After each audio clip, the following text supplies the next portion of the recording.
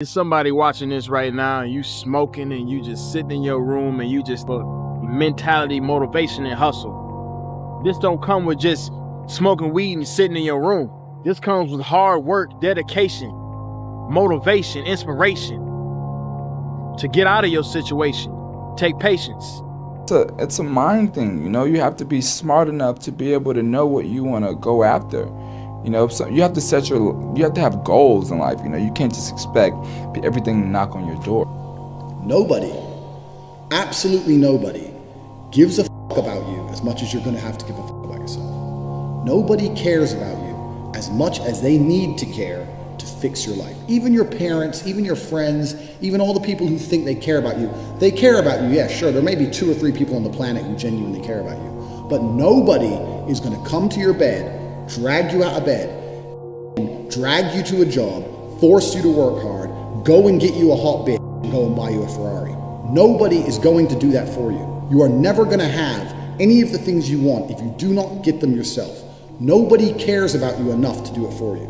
This is absolutely true. All the time, every time, stay positive, believe in yourself, follow your dreams, chase your dreams. The haters, because be hating. They're going to hate. You can't let that stop or cloud your dreams or you can't let that get in the way of your vision, bro. Just do it or shut the fuck up. You got your little plan for 2024, and so do everybody else. Lock in, do that shit. Don't tell nobody your plans. Pop out silently. Everybody gets their chance. Look, everybody's gonna get their chance. Whether you play ball, whether you play football, whether you box, whether you wrestle, whether you fucking swim, whether you want to be the next fucking Michael Phelps, you want to be the next track star, you want to be the next fucking guy that races cars and shit. If you want to design the best car, design the next phone, design the next big laptop, the next shoe, the next sock, the next pants, the next fucking hat, everybody's gonna get their turn, literally. And I want everybody to acquire this knowledge and acquire this hope. Everybody will get their turn. What you speak to the world and craving and ambition and wanting anything is the way to speak to the world. If you want something so bad and you speak it into power, you wish it into power, it's gonna happen.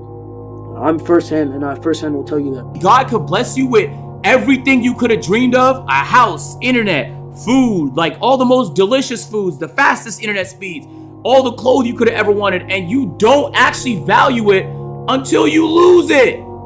And then when it's gone, you start acting right. Yo, you shouldn't have to wait till the thing that you wanted your whole life. You shouldn't have to wait till it's all about to disappear for you to act right. You should be so grateful in all the things that you have that you've been acting right. You've been moving like you were grateful for it. Because there's, bro, like you start missing prayers. Like, bro, you really grateful? Like you dead ass. Why didn't you hit the prayer? I was too lazy. I always knew the answer to everything is raw action. Yeah. The answer to everything has always been raw action. My dad had a tweet about this. He said that raw action solves all. And he used to say this. I'll give you an example. If you're a farmer and you need rain for your crop and there's no rain, you can sit there and say there's no rain, we're all gonna starve. Or you can stand up and do a rain dance. Now, will your rain dance work? Perhaps not. Perhaps the rain won't come.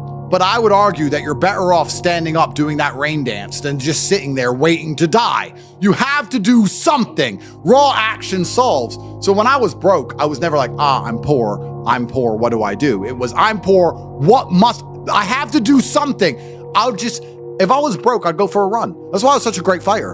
If I was broke, I'd sit there and go, I'm actually poor. How do I make money? Dunno. Where can I get some cash? Dunno. What work can I do? Dunno. I'll just go for a run then. And I'll just go for 3-mile run. The gang will test you.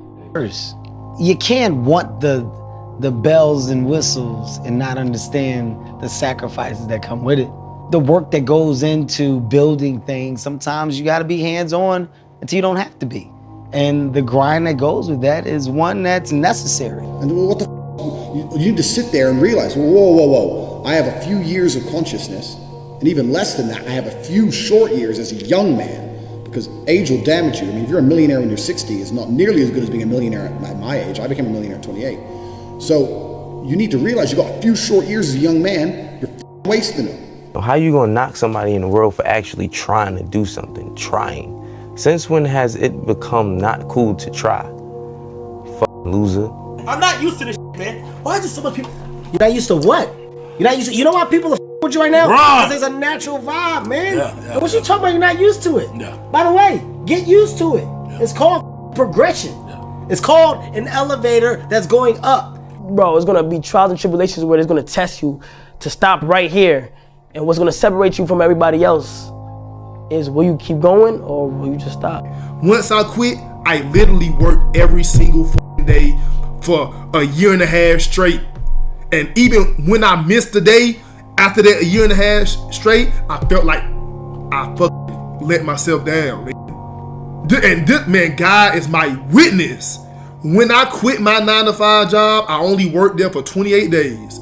I knew it wasn't for me. I quit my 9-to-5, and from the moment I stepped foot out there, when I walked out, I went a year and a half straight of working towards where I am now. And then when I missed a day, I felt sick. Like, damn, nigga, you ain't doing enough. Nigga, how the fuck you manage to miss today when you know what the fuck you working towards? You can do whatever you want. The world is yours. And I'm telling the young cats of our generation, don't discriminate against anybody because we're all one generation. And that's some important shit, yo. I mean, who would have thought a ghetto kid with gold teeth and French braids from the hood would be in Vogue and GQ on the same month, at the same time, about the same. And that's when you got to figure out what's right for you, you know what I mean? And, you know, just because that's my thing, you know, and if it is your thing, you know, figure it out, do what you got to do, you know. I did what I did and I made it in a positive way. And I feel like anybody could do it, straight up. Don't give up, because a year ago, I was finna quit this shit. Like, it was gonna be like a hobby instead of a passion, you know? Because, I mean, I feel like after a certain point in an artist, whether they want to admit it or not, if they're not seeing results, they're gonna start doubting themselves. But I'm glad I kept going, because look, now, like, shit's paying off. So I think the main advice I give myself is just to not give up and keep striving. This is hard work.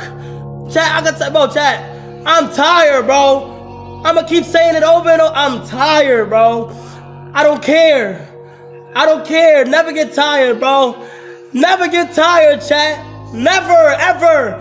Whatever you wanna do, you can do it. Y'all seen it happen here first. Word to my mother, you seen it happen here, day first. You talk to people and they're content. They're like, oh, I'm happy with what I've got. I'm like, why? Because there's people who have a whole bunch more than you. And I was never content having a normal life. I wanted an exceptional life. I didn't want a normal car, a normal house, a normal girlfriend. I didn't want none of that. I was like, no. There's dudes out here that have the best. Why do they deserve the best and I don't deserve the best?